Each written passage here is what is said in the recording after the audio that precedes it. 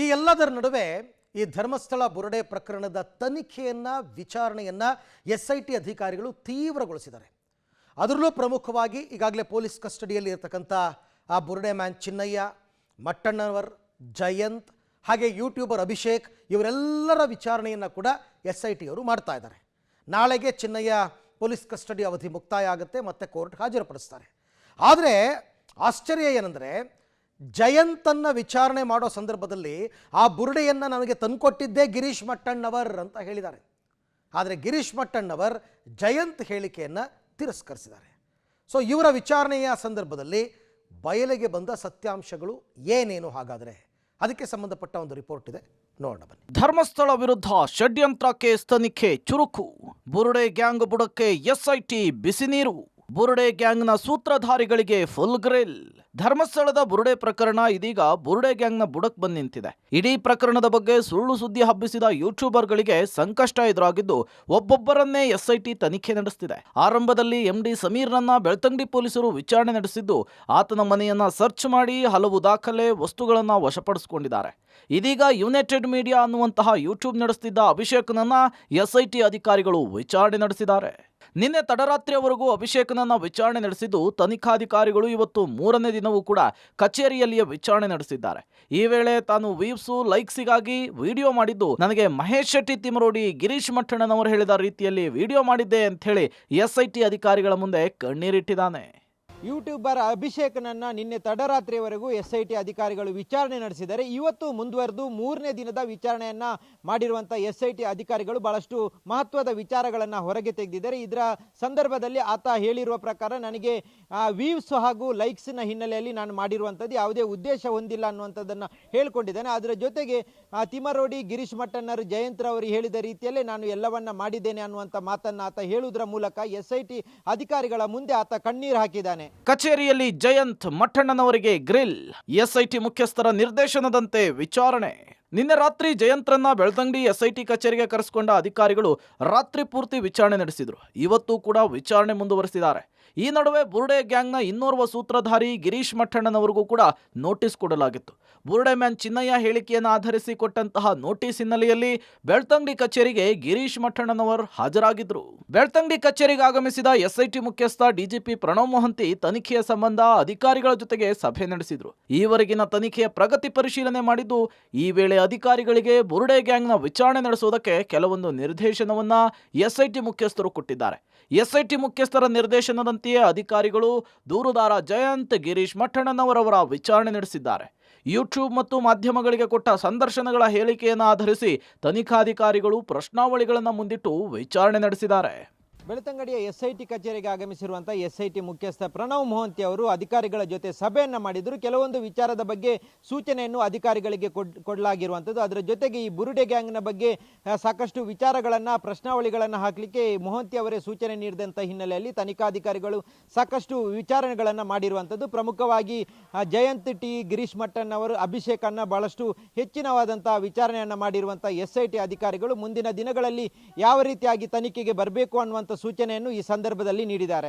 ನಾಳೆ ಬುರುಡೆ ಚಿನ್ನಯ್ಯನ SIT custody ಅಂತ್ಯ. ಚಿನ್ನಯ್ಯನ ಎದುರೇ ಸೂತ್ರಧಾರಿಗಳ ವಿಚಾರಣೆಗೆ ಪ್ಲಾನ್. ತಿಮರೋಡಿಗೂ ಕಾದಿದೆ SIT ವಿಚಾರಣೆಯ ಬಿಸಿ. ಈ ಬುರುಡೆ ಪ್ರಕರಣದ ಪ್ರಮುಖ ಆರೋಪಿ ಚಿನ್ನಯ್ಯನನ್ನ ಬಂಧಿಸಿದ SIT ಮೊದಲು 12 ದಿನ, ಬಳಿಕ 3 ದಿನ ಕಸ್ಟಡಿ ಪಡೆದುಕೊಂಡು ವಿಚಾರಣೆ ನಡೆಸಿದೆ. ನಾಳೆ ಚಿನ್ನಯ್ಯನ SIT ಕಸ್ಟಡಿ ಅಂತ್ಯಗೊಳ್ತಾ ಇದೆ. ಆದರೆ ಮತ್ತೆ ಚಿನ್ನಯ್ಯನನ್ನ ತಮ್ಮ ಕಸ್ಟಡಿಗೆ ಪಡೆಯೋದು ಅನುಮಾನ ಅನ್ನೋದು ಗೊತ್ತಾಗ್ತಿದೆ. ನಾಳೆಯೊಳಗೆ ಈ ಪ್ರಕರಣದ ಎಲ್ಲಾ ಸೂತ್ರಧಾರಿಗಳನ್ನ ಆರೋಪಿ ಚಿನ್ನಯ್ಯನ ಎದುರಲ್ಲೇ ವಿಚಾರಣೆ ನಡೆಸುವುದಕ್ಕೆ SIT ನಿರ್ಧರಿಸಿದೆ.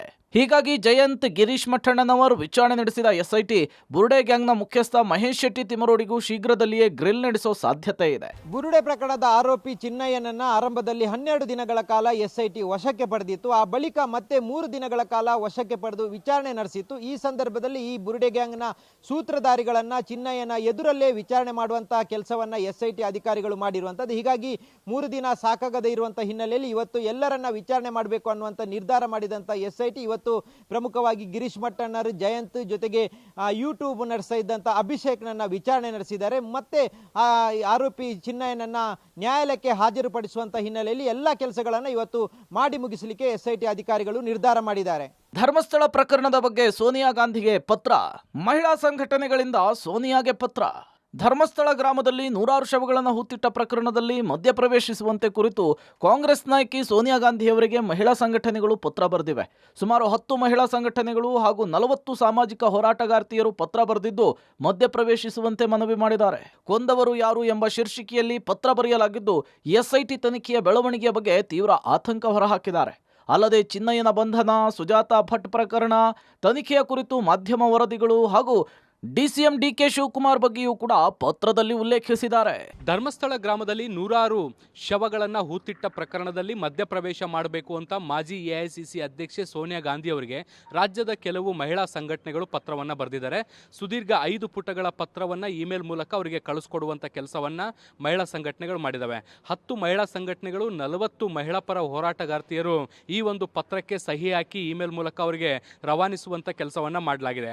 ರಾಜ್ಯದಲ್ಲಿ ಧರ್ಮಸ್ಥಳದಲ್ಲಿ ಏನು ಕೆಲವೊಂದಿಷ್ಟು ಶವಗಳನ್ನು ಹೂತಿಟ್ಟುವಂತಹ ಪ್ರಕರಣ ಏನಿದೆ, ಈ ಪ್ರಕರಣದ ತನಿಖೆ ಈಗ SIT ಹಂತದಲ್ಲಿರುವಂಥದ್ದು. ಆದರೆ ಈ ಒಂದು ದೂರನ್ನು ಕೊಟ್ಟಂತಹ ಚಿನ್ನಯ್ಯನವನ್ನ ಈಗ ಬಂಧಿಸಲಾಗಿರುವಂಥದ್ದು ಮತ್ತು ಒಂದು ಪ್ರಮುಖ ಸಾಕ್ಷಿಯಾಗಿರುವಂತಹ ಸುಜಾತಾ ಭಟ್ ಏನು ರಕ್ಷಣೆಯಲ್ಲೂ ಕೂಡ ಪೊಲೀಸರು ವಿಫಲ ಆಗಿರುವಂಥದ್ದು. ಇದರ ಜೊತೆಗೆ ಎರಡೂ ರಾಜಕೀಯ ಪಕ್ಷಗಳು ಕಾಂಗ್ರೆಸ್ ಮತ್ತು BJP ಈ ಒಂದು ವಿಚಾರವನ್ನು ರಾಜಕೀಯ ದಾಳವಾಗಿ ಬಳಸ್ಕೊಳ್ತಾ ಇದ್ದಾವೆ.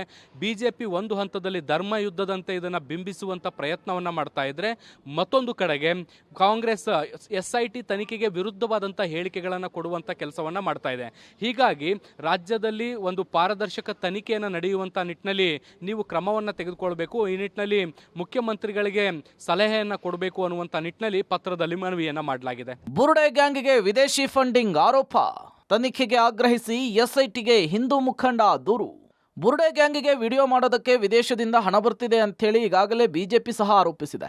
ಇದರ ಬೆನ್ನಲ್ಲೇ ಹಿಂದೂ ಮುಖಂಡ ತೇಜಸ್ ಗೌಡ ಬುರುಡೆ ಗ್ಯಾಂಗ್ ವಿದೇಶಿ ಫಂಡಿಂಗ್ ಬಗ್ಗೆ ತನಿಖೆ ಕೈಗೆತ್ತಿಕೊಳ್ಳಬೇಕು ಅಂತ ಆಗ್ರಹಿಸಿ ಬೆಳ್ತಂಗಡಿ SIT ಕಚೇರಿಗೆ ದೂರು ಕೊಟ್ಟಿದ್ದಾರೆ. ಬೆಳ್ತಂಗಡಿ ಕಚೇರಿಗೆ ಆಗಮಿಸಿದ ತೇಜಸ್ ಗೌಡ ದೂರನ್ನು ಕೊಟ್ಟಿದ್ದಾರೆ. ಫಂಡಿಂಗ್ ಇಲ್ಲದೆ ಈ ರೀತಿಯ ಕೆಲಸ ಮಾಡೋದಕ್ಕಾಗಲ್ಲ. ಮಟ್ಟಣ್ಣನವರ್ ಹಲವು ಕಡೆಗಳಲ್ಲಿ ಆಸ್ತಿ ಇದೆ ಅಂತಾರೆ. ಐಷಾರಾಮಿ ಕಾರ್ನಲ್ಲಿಯೇ ಇವರ ಟೀಮ್ ಓಡಾಡುತ್ತೆ. ಸಮೀರ್ AI ವಿಡಿಯೋ ಮಾಡೋದಕ್ಕೆ ಸಾಕಷ್ಟು ಹಣ ಖರ್ಚು ಮಾಡ್ತಾನೆ.